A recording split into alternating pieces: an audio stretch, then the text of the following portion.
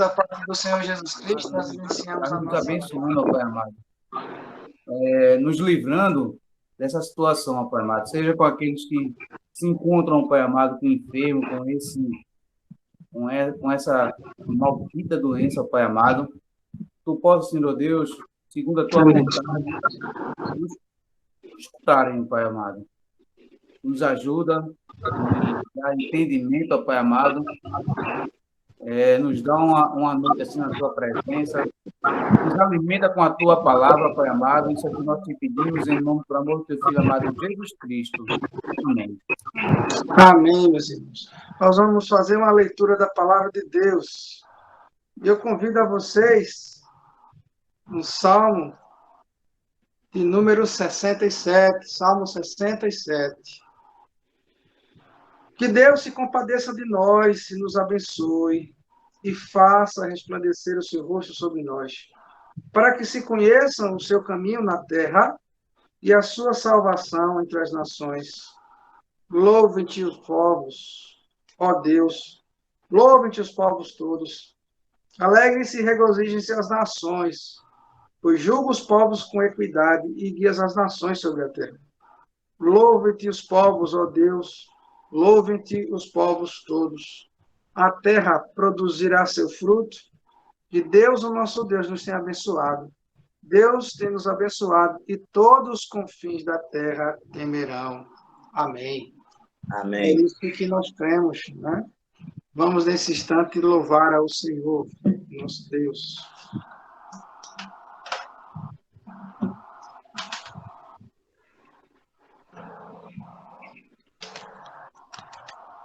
Vamos louvar o Senhor com o cântico número 84, o Salmo 84, com amáveis são os teus tabernáculos.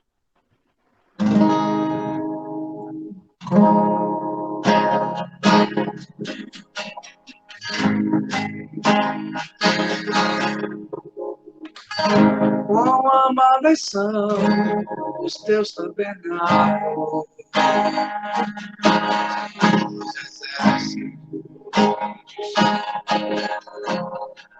a minha alma suspira e desfalece pelos teus atos. O pardal encontro para si. Eu encontrei teus altares, Senhor, Rei meu, e Deus meu. Eu encontrei teus altares, Senhor, Rei meu, e Deus meu.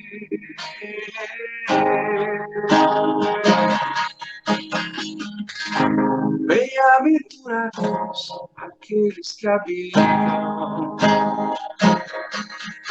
tua casa. Hoje só dia, Senhor, dos teus lábios. O pardal encontro casamento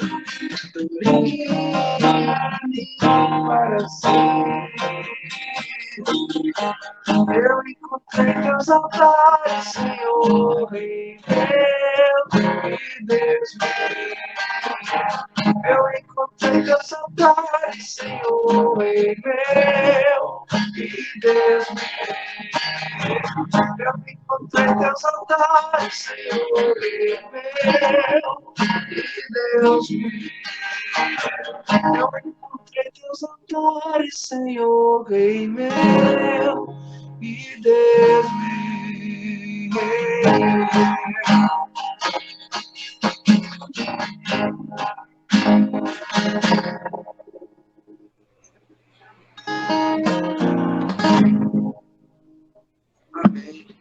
Amém. Amém.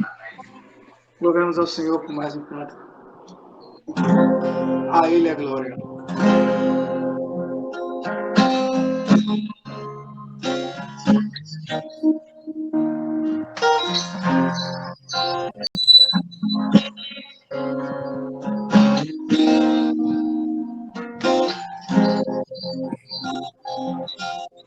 porque vivi por ele, para ele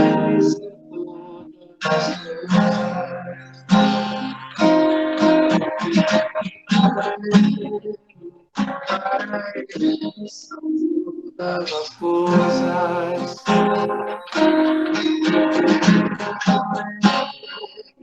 Para ele são todas as coisas.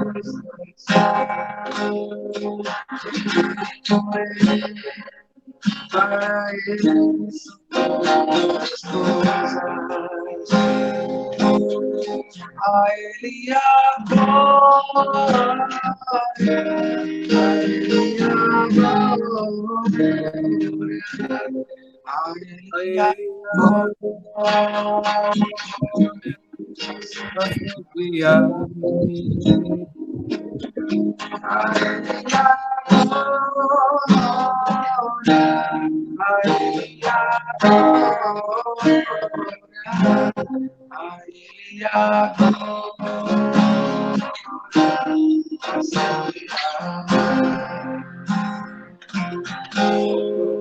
as riquezas,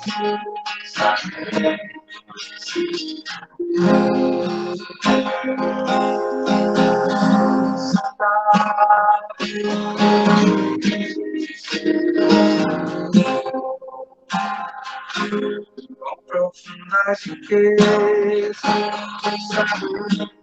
esse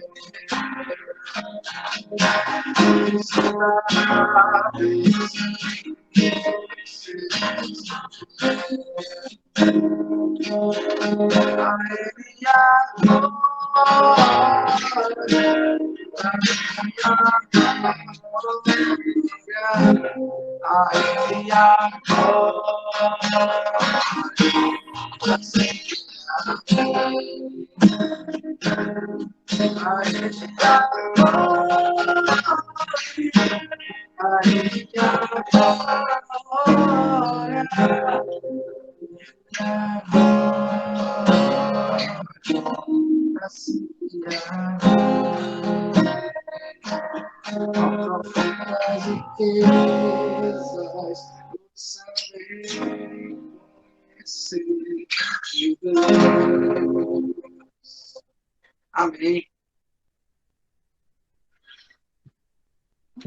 Amém. Amados, vamos abrir a palavra de Deus na nossa meditação desta noite. Gostaria de pedir que os irmãos abrissem um texto que se encontra em Mateus, o Evangelho conforme escreveu Mateus, a partir do versículo 5, Jesus nos ensinando, nos incitando, na verdade, ensinando-nos a orar. Assim diz a palavra de Deus, Mateus, capítulo 6. Deixa eu posicionar aqui. Mateus, capítulo 6, versículo 5 em diante.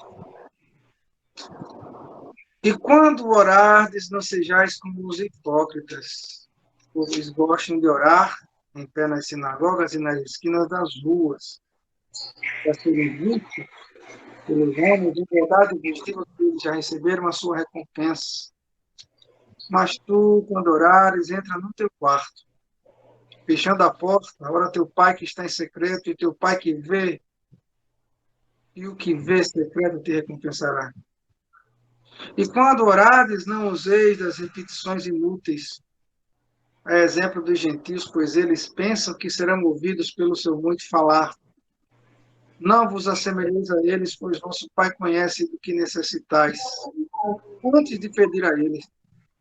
Portanto, orai desse modo. Pai nosso que estás nos céus, santificado seja o teu nome. Venha o teu reino. Seja feita a tua vontade, assim na terra como no céu. O pão nosso de cada dia nos dá hoje. Perdoa as nossas dívidas, assim como nós temos perdoado aos nossos devedores.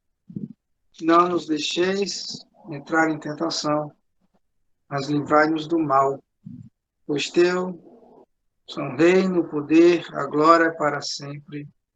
Amém. Que o Senhor aplique essa leitura da palavra em nossos corações, no nome de Jesus. Amém? Meus queridos irmãos, até a nossa finalização, ou até a finalização do decreto do governo do Estado de Pernambuco, nós vamos estar orando ao Senhor, mesmo em casa, mesmo nas lives. A gente vai ganhar mais tempo. Prefiro que a gente tenha muito mais tempo agora para meditar na palavra e orar. Nós somos gratos ao Senhor por tudo que Ele nos tem dado. Eu queria meditar com vocês nessa palavra de Jesus. Hoje, conversando com um irmão, uma conversa muito oportuna, né, com um dos pastores da nossa igreja, o pastor Gustavo Mello, lá do Uruguai, e ele disse para mim que tem orado muito pelo Brasil, tem orado muito pelos brasileiros, diante dessa situação que todos nós estamos vivendo, no mundo todo. E ele tem orado ao Senhor da seguinte forma: Senhor, seja feita a tua vontade na vida do teu povo, da igreja. Mas, todavia, Senhor, pedimos que nos livre desse mal.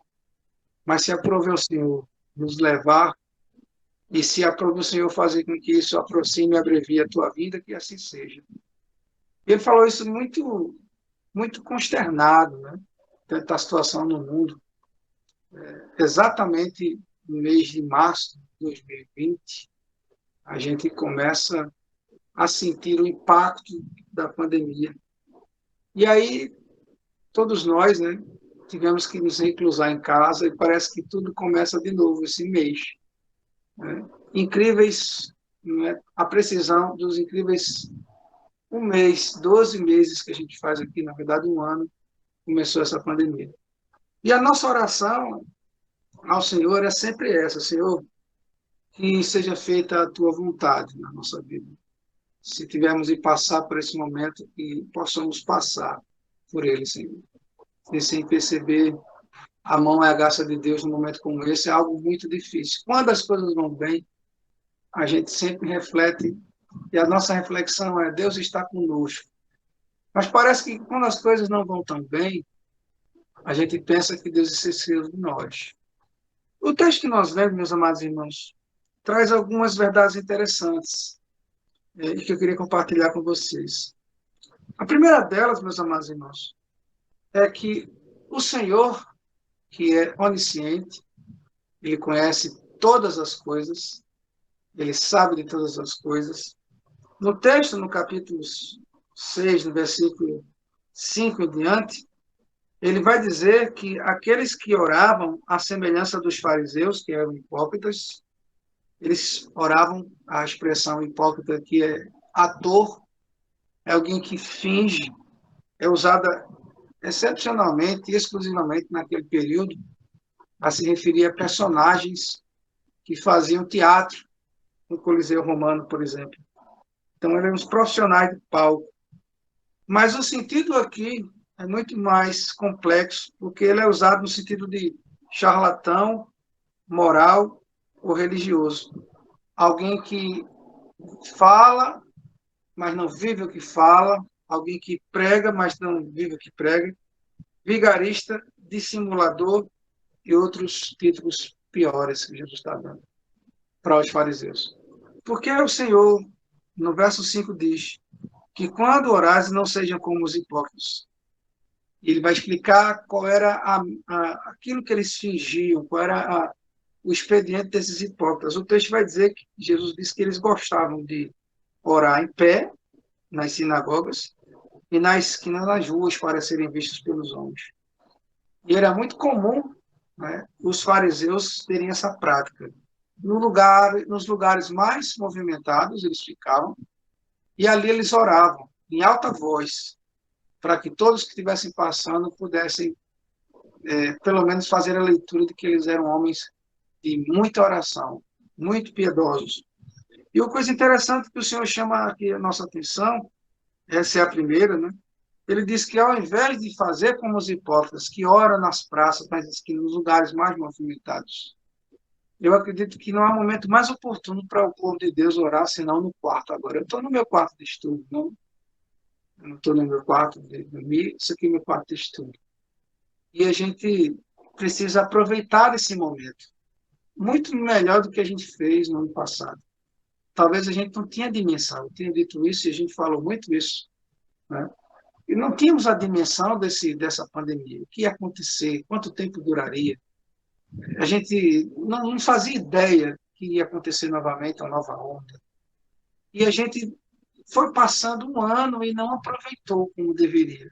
Eu quero chamar assim para vocês as palavras de Jesus, que devem servir de bom proveito para a gente, o que a gente está vivendo hoje. Ele diz no verso 6, mas tu, quando orares, entra no teu quarto, e fechando a porta, ora teu pai que está em secreto, e teu pai que vê o que é secreto, te recompensará. Jesus está nos chamando, nos convocando como povo de Deus, já que nós estamos privados, né, de fazer o culto público. E por alguma razão, no texto aqui, dentro do contexto em que Jesus estava vivendo com seus discípulos, muitos deles não tinham a liberdade de orar como cristãos. Eles eram chamados da seita de Nazareno. Eles não tinham local como os judeus tinham na sinagoga, no templo, para orarem livremente. Muitos deles foram perseguidos. Mas Jesus disse que esses que oravam no quarto, no secreto das suas casas, no local mais íntimo e separado, porque a palavra que Jesus vai usar aqui, no grego, é tamelion. Tamelion, do grego, significa, na verdade, não era somente o quarto da pessoa dormir, para que vocês entendam. Geralmente, as casas judaicas, elas tinham apenas um vão, elas não eram divididas como nós temos hoje. Aqueles que tinham um pouco mais de dinheiro faziam uma laje. Obviamente que não era uma laje nos modos que a gente tem hoje, mas era uma casa feita com madeira, né? E essa casa tinha uma laje, essa laje de madeira, e acima havia o lugar onde eles dormiam. Embaixo era sala, quarto, tudo era reservado. Mas, em especial, o quarto aqui, essa expressão aqui que Jesus usa, tameion, do grego, ela designa também a despensa, o lugar onde se guarda o alimento, o recinto secreto, onde ficavam as coisas mais íntimas de uma casa, não só os suprimentos, mas também as moedas, as coisas de valor. Que coisa interessante, né? Era como se fosse uma despensa, que muitas casas modernas têm. E ali os judeus e aqueles discípulos guardavam alimento, guardavam as suas moedas, guardavam os seus pertences. Era o lugar mais seguro da casa, era o lugar conhecido como Câmara das Provisões.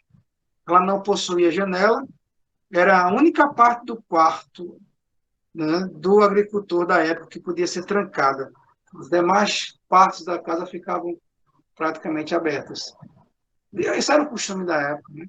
Não havia tantos ladrões como no dia de hoje, que entravam na casa das pessoas e levavam tudo. Mas esse era o lugar mais secreto. E o Senhor Jesus está dizendo para aquelas pessoas, para os seus discípulos, que quando eles fossem orar, eles deveriam ir para esse lugar, porque dificilmente alguém ia procurar uma pessoa orando no seu local mais secreto, que era nesse quarto, onde se guardava essas provisões. E era ali, naquele lugar, onde não pudesse ser visto, não em cima da laje, que as pessoas podiam ver, ou não na sua sala, porque nas janelas podiam se ver. O que o Jesus está falando aqui não é que as pessoas deveriam se esconder dele, né? Não é que Jesus está falando que eles deviam se esconder, não dar testemunho dele orando publicamente. Não é nada disso. Meus amados irmãos, o que o Senhor está querendo de nós, na verdade, e o texto deixa claro, tanto para os discípulos como para nós, é que o Pai nos ouve nos momentos mais secretos da nossa vida, nos momentos mais difíceis. O Pai está atento a nos ouvir e a gente não aproveita desse meio de graça para fazer isso agora, no momento de convocar para a oração, né? E eu tenho pedido ao Senhor a sabedoria para conduzir vocês nesse momento de calamidade. São muitas vozes, são muitos ruídos. E a gente se deixa levar por tantos ruídos que a gente ouve. São tantas notícias ruins. Noticiários a uma só falam a mesma coisa. E aí, se você vai para a rede social, você só se ouve isso. Então, essas vozes, na verdade, nos impedem de falar com Deus.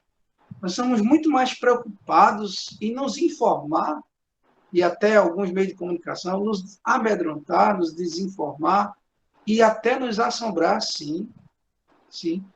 Há um terrorismo absurdo nos meios de comunicação. Mas, infelizmente, as pessoas não conseguem perceber isso. Mas eu quero trazer para vocês uma esperança num momento como esse. Vocês estão tendo toda a oportunidade agora, novamente, de estarem como família. Alguns não queriam essa oportunidade para trabalhar, prefeririam estar trabalhando, né? Alguns não têm como ficar em casa, tem que trabalhar, tem que se arriscar, como é o caso de alguns irmãos aqui.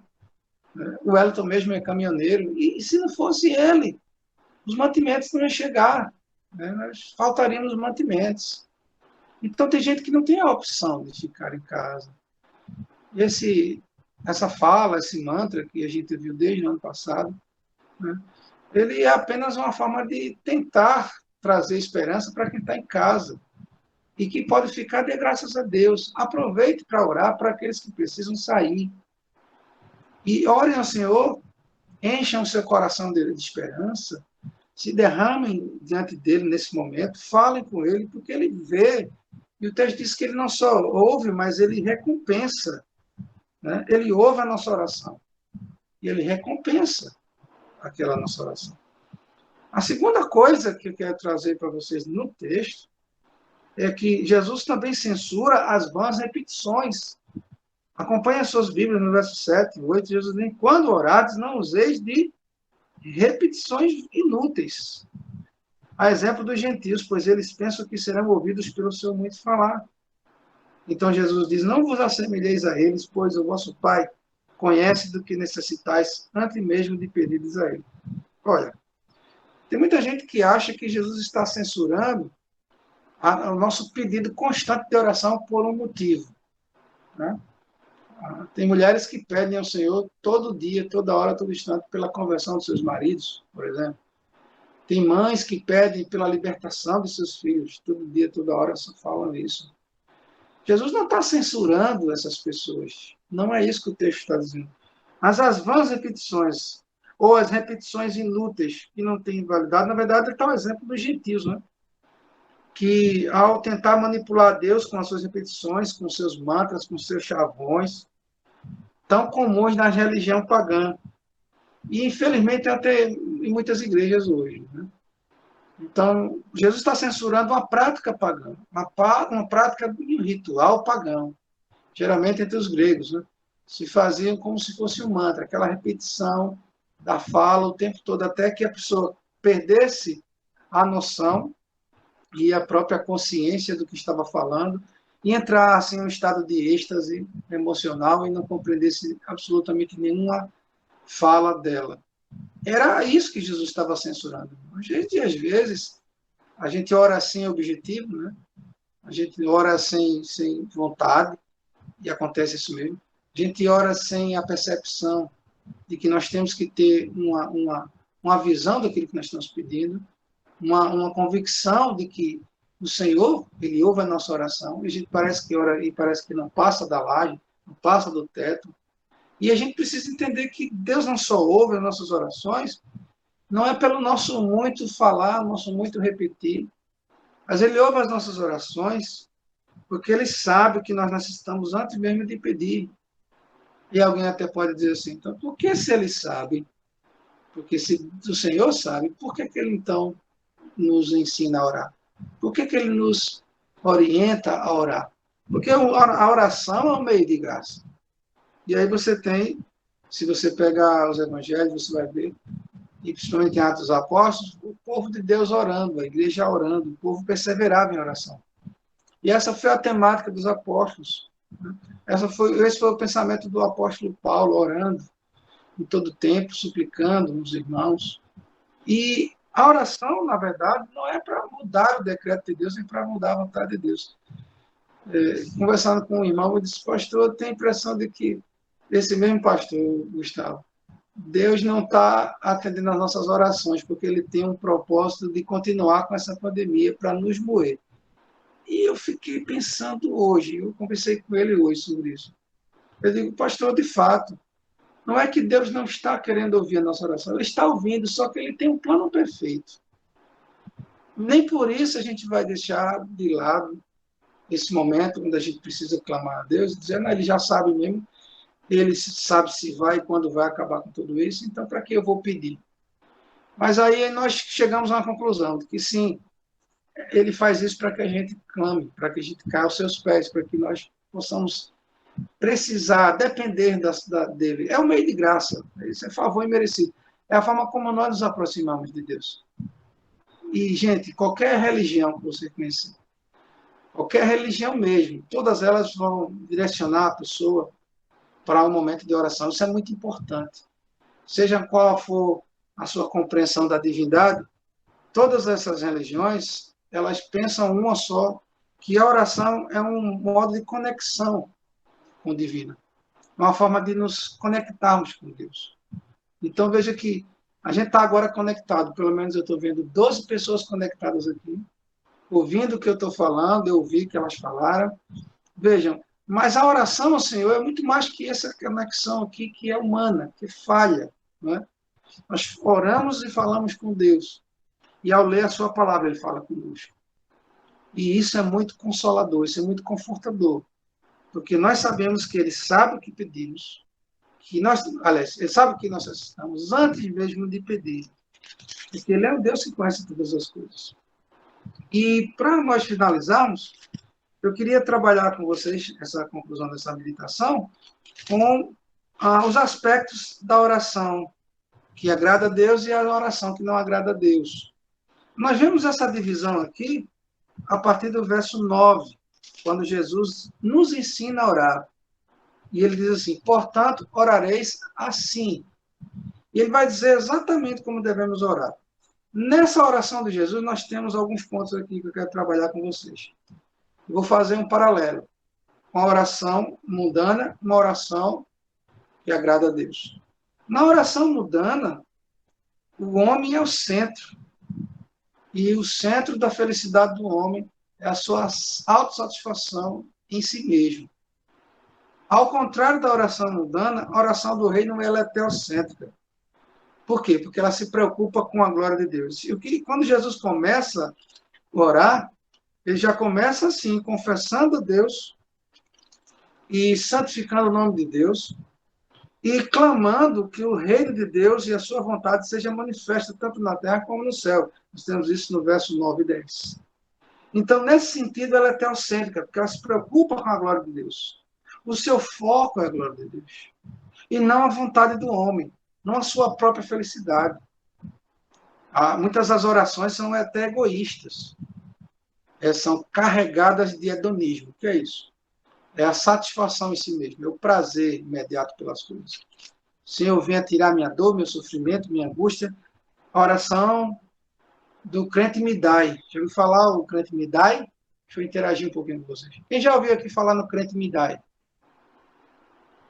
Quem souber, abra o seu microfone e me diga o que é o crente Midai. Eu não sei. Sei não, pastor. Não, vamos saber agora.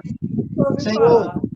Oi? Ixi, Nunca ouvi falar. Secreto me dá. nunca viu? Vai saber agora. Eu já vi Senhor, 6 horas. 6 horas? uma casa. 6 horas, 6 horas por mim. 6 horas. Mas pior que esse é o me dai. Crente, Senhor, me dai uma casa. Senhor, me dai saúde. Senhor, me dai... Pastor.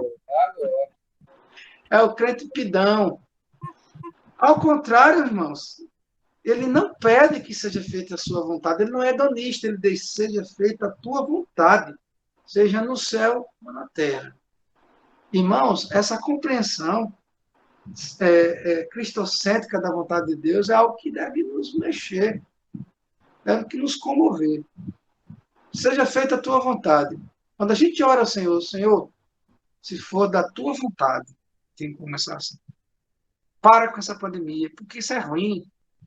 Tu és um Deus de amor. A gente fica pensando, mas como é que tu permite uma coisa dessa? Como é que tu decretas um negócio desse para a humanidade? Por que tanta gente morrendo, sofrendo? Né?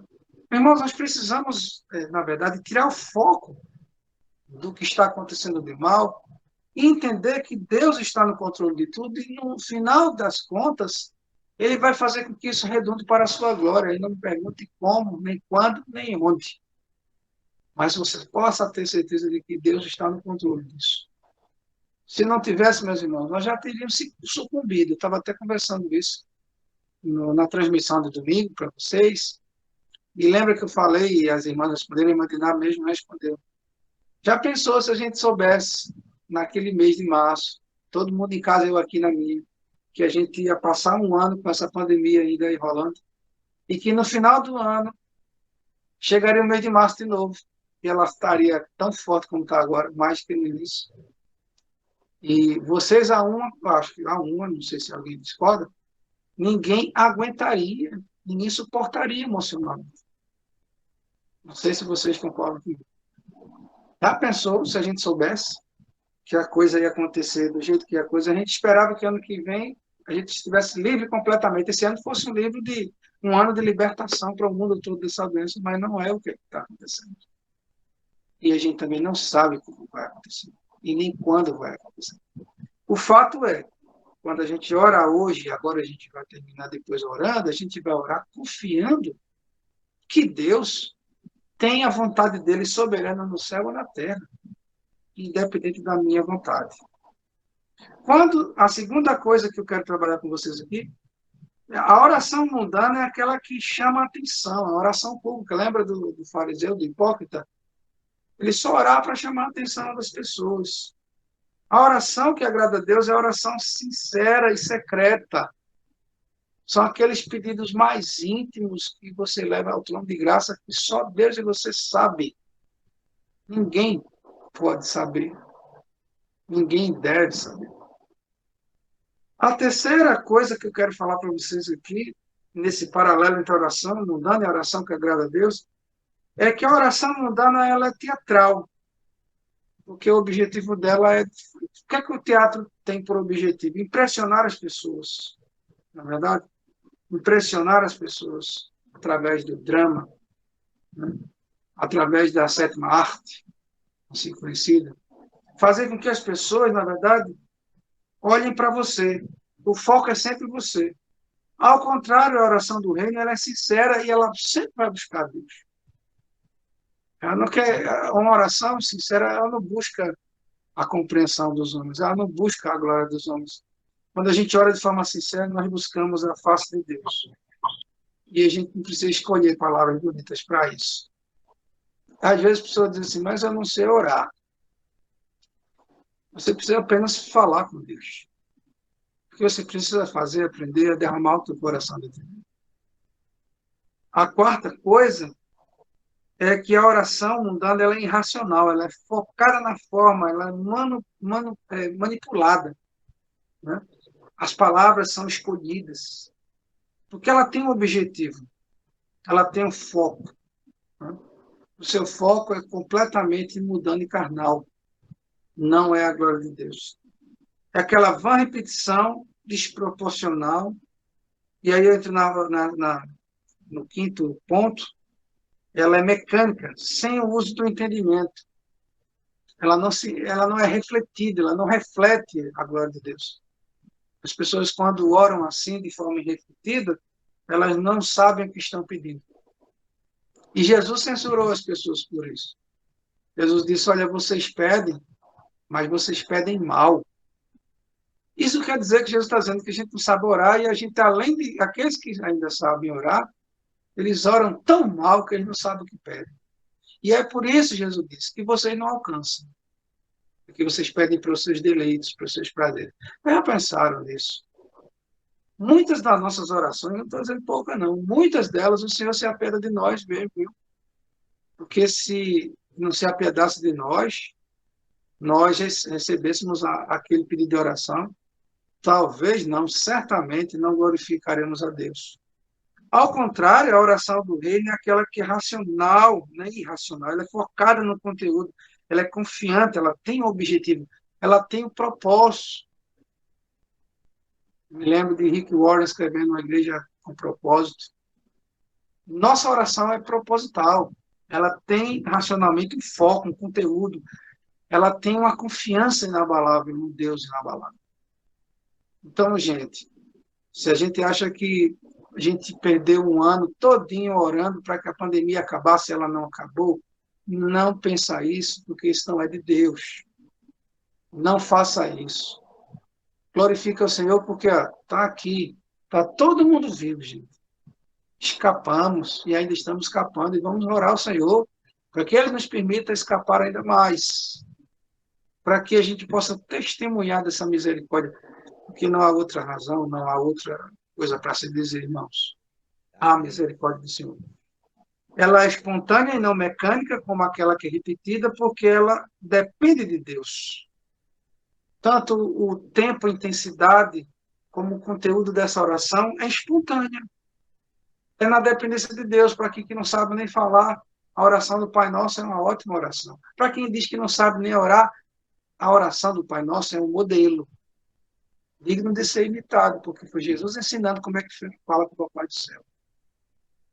Eu acho não, eu tenho certeza. Porque eu não acho, eu tenho certeza. E Jesus ensinando os seus discípulos aqui a orar, ele quis fazer com que esse seu ensinamento ele fosse estendido para a igreja até o dia de hoje. E a gente, às vezes, menospreza a beleza dessa oração.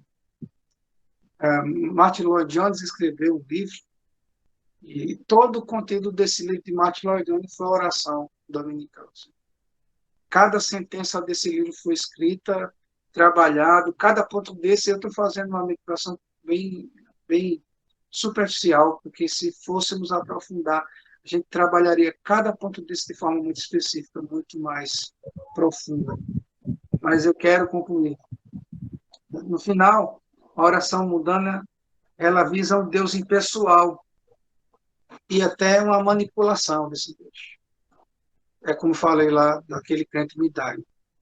Eu oro tentando, de forma impessoal, manipular a Deus, para que Ele faça a minha vontade, para que Ele responda a minha oração. Não sei se vocês têm conhecimento, mas tem muita gente orando assim. Senhor, eu decreto, eu determino, eu exijo que tu me atendas. Irmãos, isso é uma completa aberração. Deus não tem obrigação nenhuma de ser constrangido e encostado na parede pelo mundo. Pelo contrário, nós clamamos, nós suplicamos para que Ele nos ouça. Eu não tenho nenhum texto na Bíblia que nós decretamos, mas hoje a teologia pós-moderna, essas igrejas neopentecostais em especial, é o determinismo. Mas não é de Deus, não, é dos homens. É a imposição dos homens. Isso é terrível. Eles tentam manipular a Deus. Ao contrário, a oração do reino, finalmente, no ponto. Nosso Deus é o Deus Pai. E nessa relação de Deus Pai, porque veja o início da oração. Pai nosso que está nos céus. Nos mostra um relacionamento pessoal com Deus. Nos dá uma intimidade com Deus. Quando Jesus ensinou a orar, ele orou como modelo, primogênito de Deus, unigênito filho do Pai. E ao orar, ele não disse se referindo à Trindade, mas senão ao Pai. Ele se coloca aqui no estado de humilhação, porque ele é Deus, mas ele ora ao Pai, como se houvesse alguma submissão. Isso é para ensinar a gente que nós é que temos um Pai. Irmãos, e o próprio Jesus disse, olha, quem é o filho que pedir um pão ao pai, ele vai dar uma cobra? Ou quem pedir um pão ao pai, ele vai dar no lugar de um pão uma pedra? Então, meus irmãos, tenha certeza de uma coisa, Deus está ouvindo as nossas orações.